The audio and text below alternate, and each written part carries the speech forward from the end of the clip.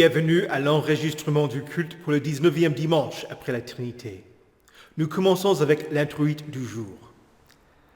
Quand les justes crient, l'Éternel entend, et il les délivre de toute leur détresse. L'Éternel est près de ceux qui ont le cœur brisé, et il sauve ceux dont l'esprit est abattu. Heureux celui dont la transgression est enlevée, et dont le péché est pardonné. Heureux l'homme à qui l'Éternel ne tient pas compte de sa faute, et dont l'esprit ne connaît pas la ruse. Tant que je me taisais, mon corps dépérissait. Je gémissais toute la journée. J'ai dit, j'avouerai mes transgressions à l'Éternel, et tu as pardonné mon péché. Au nom du Père et du Fils et du Saint-Esprit. Amen. Confessons nos péchés. Dieu Tout-Puissant, Père miséricordieux, je confesse devant toi, moi, pauvre et misérable pécheur, toutes mes iniquités et mes péchés par lesquels je t'ai offensé et mérité ta juste colère et ton châtiment, dans le temps et dans l'éternité. Je m'en repens de tout mon cœur.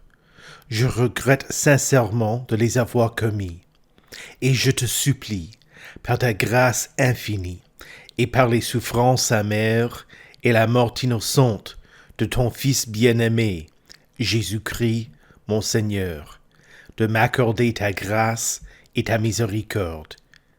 Amen. Dans sa miséricorde, le Dieu Tout-Puissant a livré son Fils unique à la mort pour nous. En son nom, il nous pardonne toutes nos fautes. Dans l'Évangile selon Marc, nous lisons « Tous ceux qui sont baptisés et qui mettent leur confiance en lui sont pardonnés, sont sauvés. » Mettez votre confiance en lui.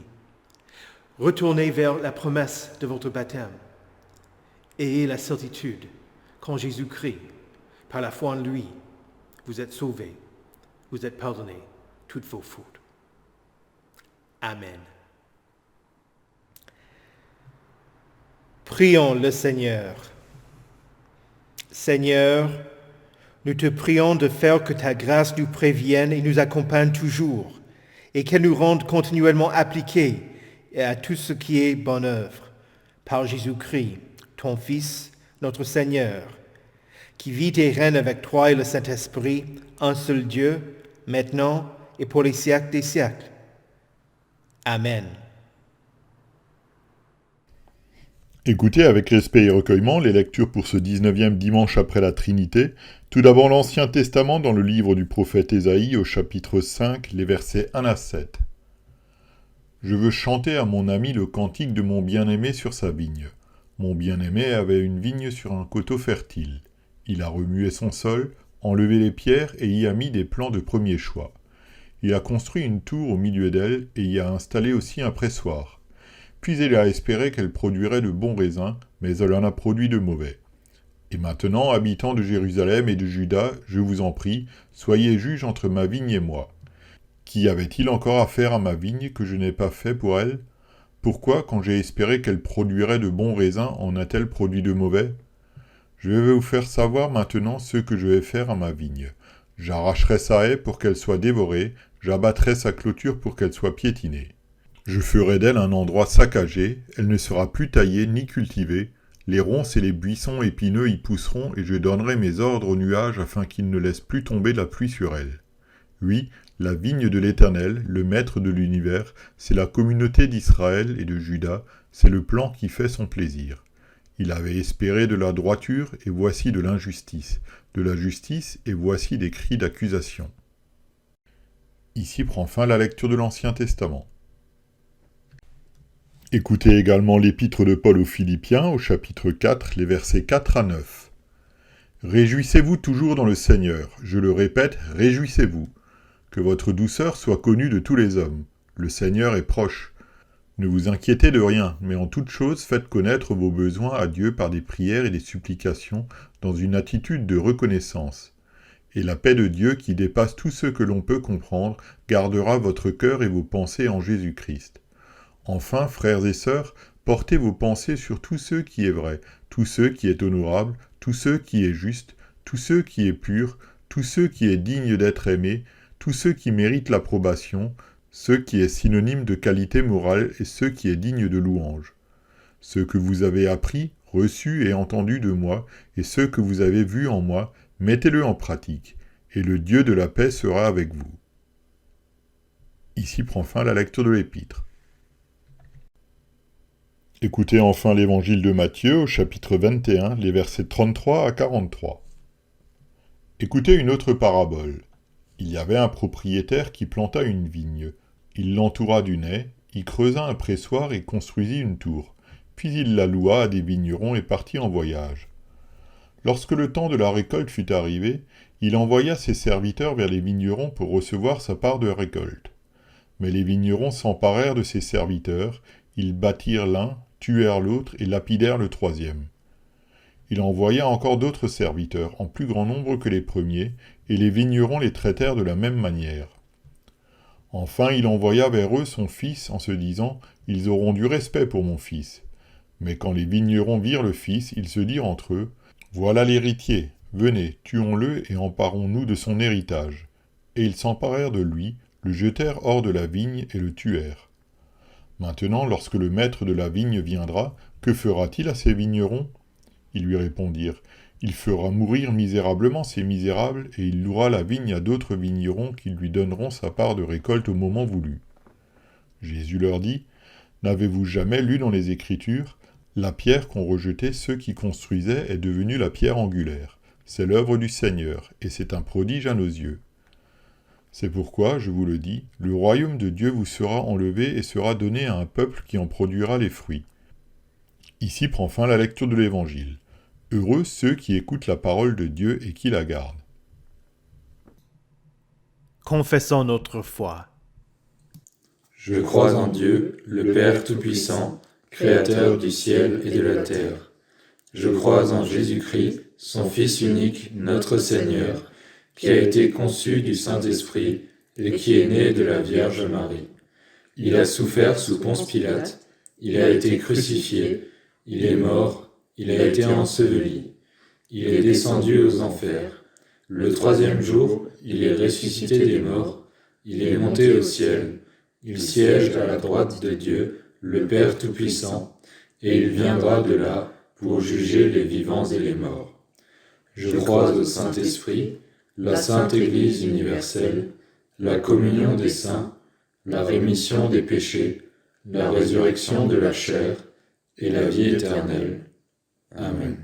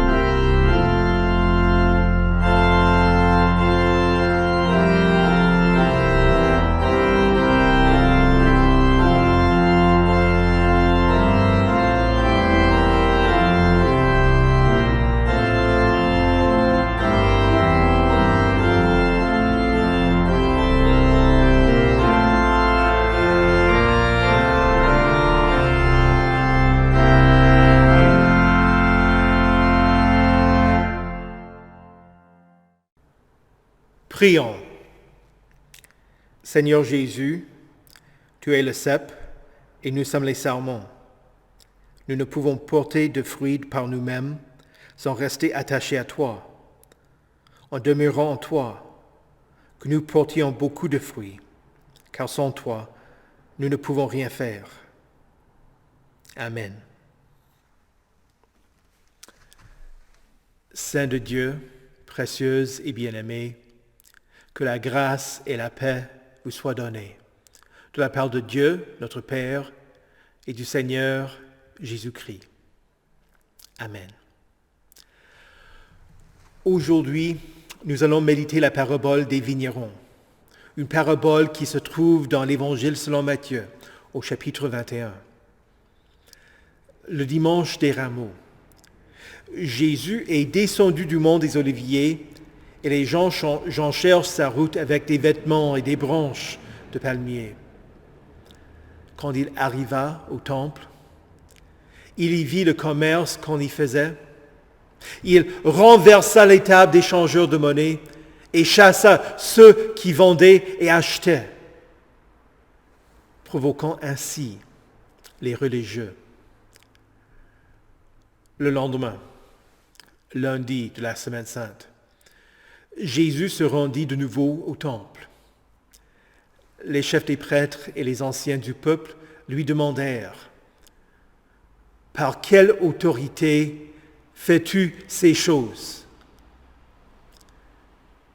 Jésus refusa de se justifier auprès d'eux et lança son enseignement parmi lequel se trouvait la parabole des vignerons. Dans cette parabole, Jésus reprend le thème de la vigne. Dieu parle du peuple d'Israël comme étant sa vigne. Dans le psaume 80, nous lisons « Tu avais arraché de l'Égypte une vigne, tu as chassé des nations et tu l'as plantée. »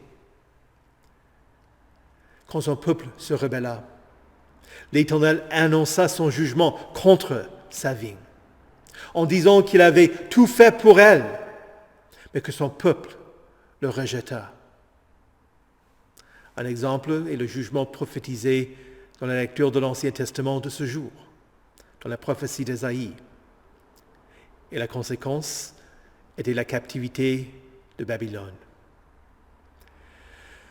D'autres prophètes présentèrent ce même thème. Par exemple, Jérémie dit que le peuple d'Israël est devenu une vigne étrangère. Et Ézéchiel compare les habitants de Jérusalem au bois d'une vigne qui est jetée au feu. Cette fois-ci, Jésus raconte cette parabole non pas pour condamner le peuple, mais pour révéler les intentions des chefs religieux infidèles.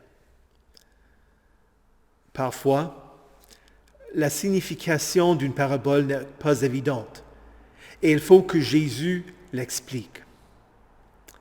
Cette fois, les chefs des prêtres comprirent ce que Jésus disait.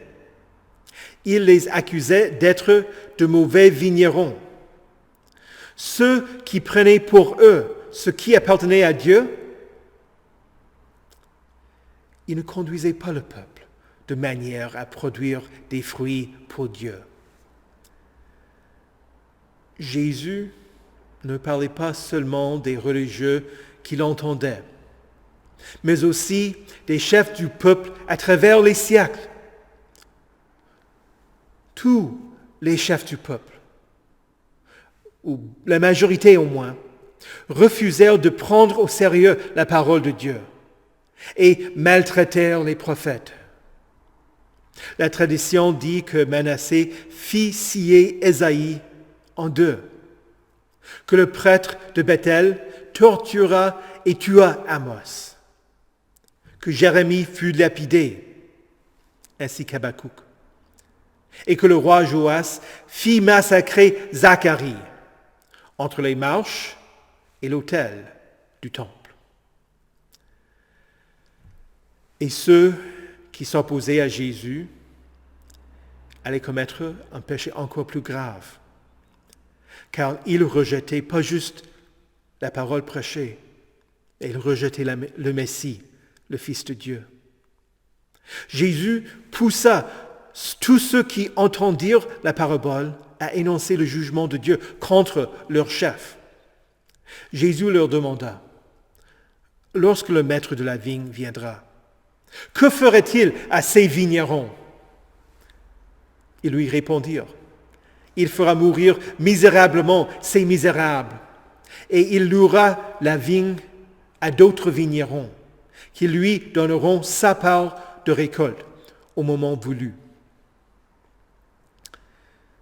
Ce n'est pas dès le lendemain que le Sanhédrin perdit son pouvoir, mais seulement en l'an 70, quand les Romains détruisirent le temple. Jésus, lui-même, le propriétaire de la vigne, allait la confier à ses apôtres, à ses évangélistes, à ses pasteurs. C'était plus aux religieux d'Israël qui allaient s'occuper de la vigne. La vigne devint tout le peuple de Dieu, juifs et non-juifs, tous ceux qui appartenaient au Seigneur. Cette parabole est une parabole de jugement contre les chefs des prêtres. L'un des buts de la loi, c'est d'agir comme un miroir. Et en entendant ce que Jésus disait, les prêtres voyaient leur propre image. Jésus se sert du miroir de la loi pour exposer le péché de ceux qui allaient le mettre à mort. Il leur révélait qu'ils ne s'occupaient pas de la vigne et qu'ils étaient des meurtriers.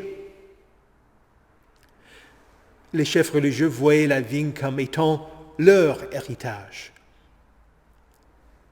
Mais eux, ils n'appartenaient plus à la famille de Dieu. Par leur rejet de Jésus, ils n'étaient pas fils de Dieu.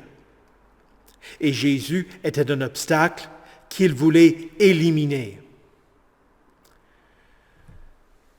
Quand nous entendons la parole de Dieu, nous allons répondre, soit en l'acceptant, soit en la rejetant. Soit que l'on se laisse convaincre par la parole de Dieu et se laisse convertir, soit qu'on soit sceptique et que l'on endurcisse son cœur. Et le résultat change le destin éternel de la personne. La majorité des religieux se sont convaincus que Jésus avait tort.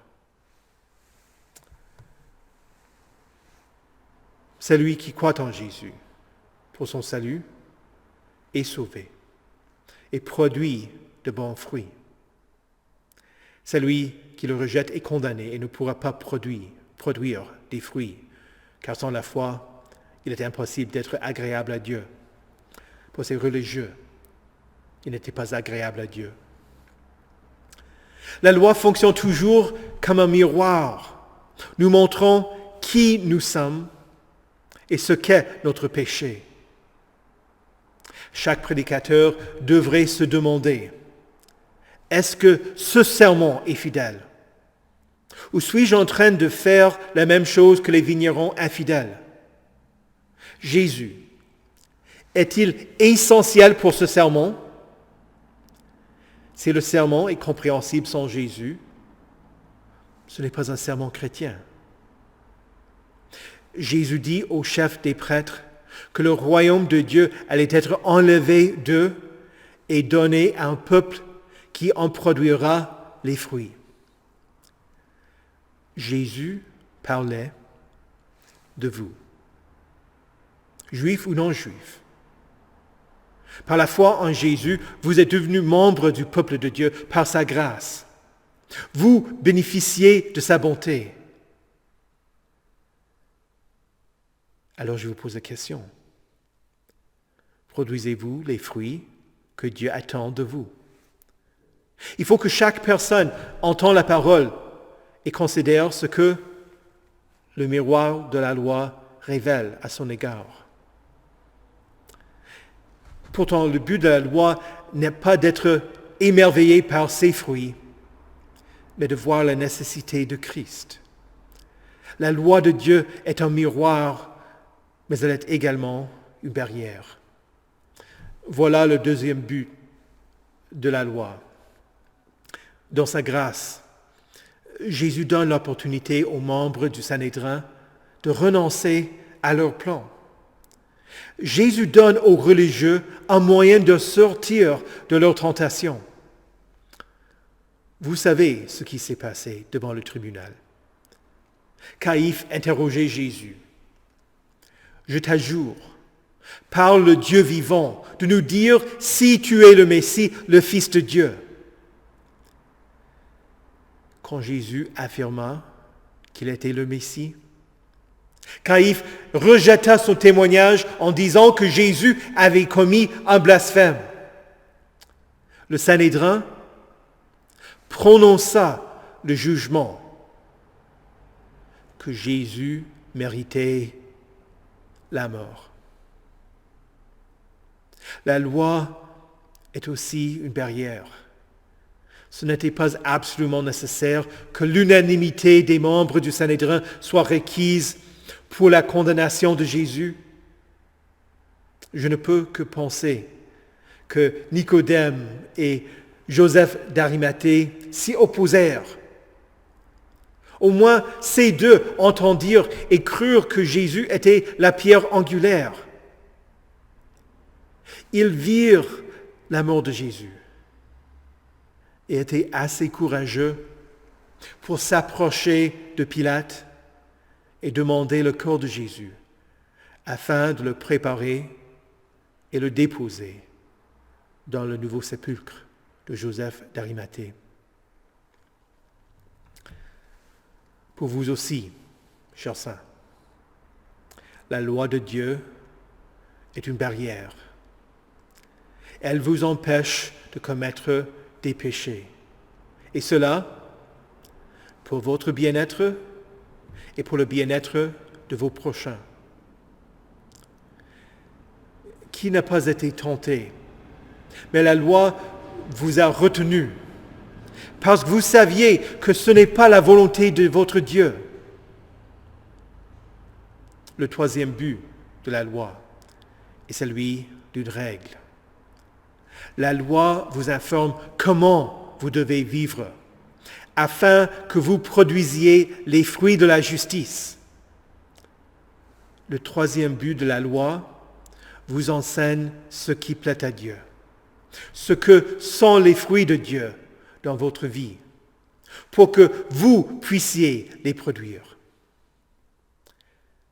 Mais quand on médite ce texte, le but du texte n'est pas de méditer sur la vigne, mais sur le propriétaire. L'enseignement essentiel, c'est le rôle du Fils. Dieu le Père, c'est lui à qui appartient la vigne, a envoyé son Fils unique afin de recevoir sa part de la récolte. La vigne, le peuple de Dieu, lui appartient. Il est l'héritier. Et ce que Jésus reçut de son Père, c'est vous, son peuple. Jésus fut conduit hors de la porte de la ville de Jérusalem et crucifié. Jésus conclut la parabole en disant « Lorsque le maître de la vigne viendra, Jésus, le Fils ressuscité, est la pierre angulaire. » Dans cette parabole, Jésus répond à la question que posèrent les chefs des prêtres, en voulant savoir par quelle autorité il faisait tout ce qu'il faisait. C'était par l'autorité de son Père. Les religieux en Israël ont rejeté Jésus. Mais vous, ne le rejetez pas. Il est mort pour votre salut. Et quelle est l'œuvre du Seigneur qui est un prodige à nos yeux? C'est l'Église qu'il a construite. C'est son peuple qui, en Jésus, produit des fruits pour son Père. C'est le salut. Parce que Jésus est mort et il est ressuscité pour vous racheter, pour que vous apparteniez à lui. Au nom de Jésus. Amen. Que la paix de Dieu, qui surpasse toute intelligence, garde vos cœurs et vos esprits en Jésus-Christ pour la vie éternelle. Amen.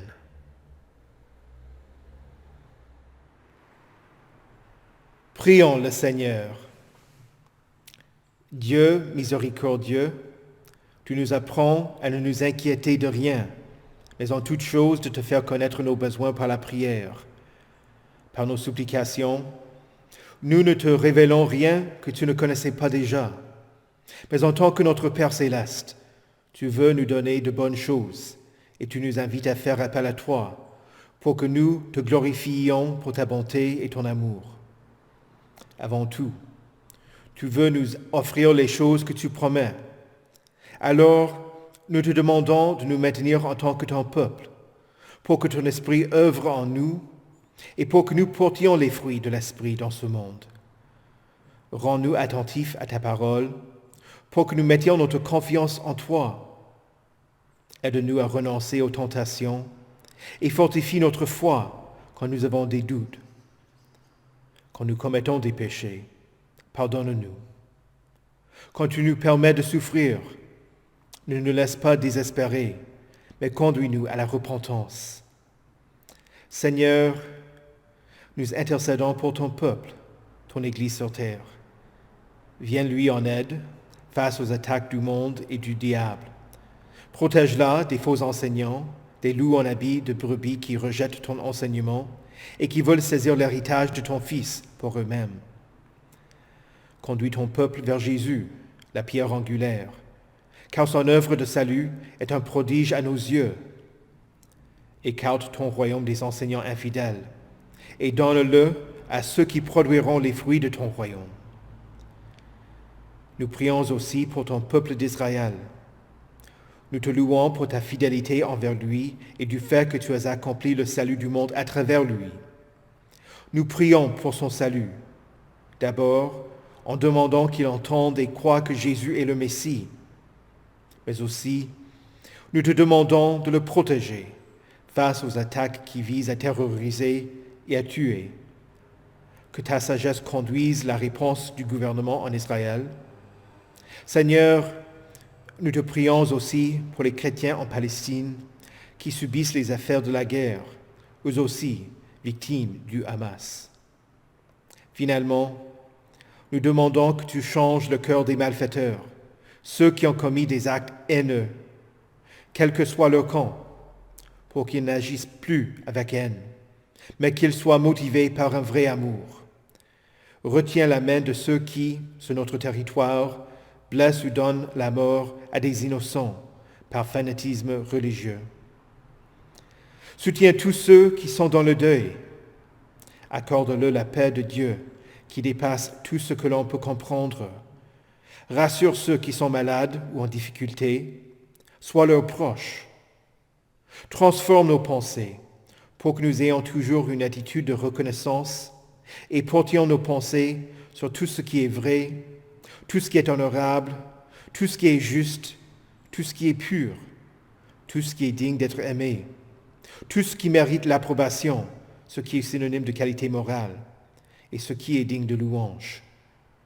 Ce que nous avons appris de ta sainte parole, que nous le mettions en pratique et produisions du fruit. Ô Éternel, nous te rendons grâce pour ta fidélité. Fais que nous nous réjouissions toujours en toi, Dieu Père, Fils et Saint-Esprit, qui vis et règne d'éternité en éternité. Amen. Conduis-nous à ton royaume et enseigne-nous à prier. Notre Père, qui es aux cieux, que ton nom soit sanctifié, Que ton règne vienne, que ta volonté soit faite sur la terre comme au ciel. Donne-nous aujourd'hui notre pain de ce jour. Pardonne-nous nos offenses, comme nous pardonnons aussi à ceux qui nous ont offensés. Et ne nous laisse pas entrer en tentation, mais délivre-nous du mal. Car c'est à toi qu'appartiennent le règne, la puissance et la gloire, au siècle des siècles. Amen. Recevez avec joie la bénédiction de l'Éternel. Que le Seigneur vous bénisse et vous garde. Que le Seigneur fasse luire sa face sur vous et qu'il vous accorde sa grâce. Que le Seigneur tourne son visage vers vous et qu'il vous donne sa paix. Amen.